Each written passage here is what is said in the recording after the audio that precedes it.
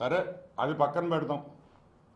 మొన్న మా aunty Vimala aunty YS Vimala Reddy ఆమె ఒక వీడియో రిలీజ్ చేసింది. ఏమని? జగన్మోహన్ రెడ్డి మళ్ళీ మంచోడు, అబద్ధాలు చెప్పడు.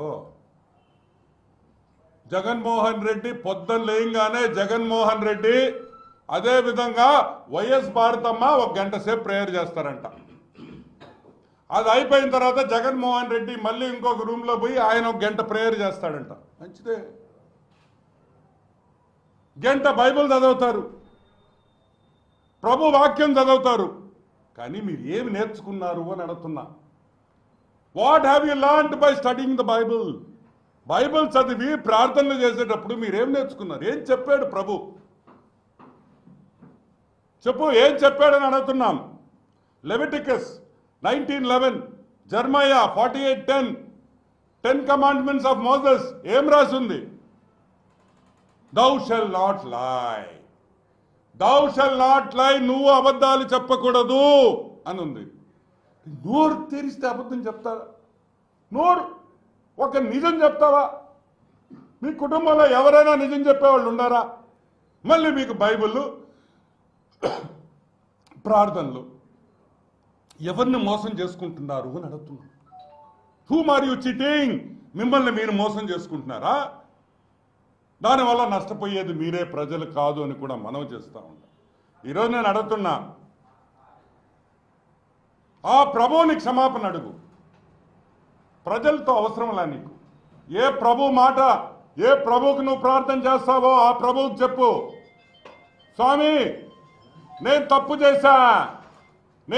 చేశాను, సాక్షి నాదే.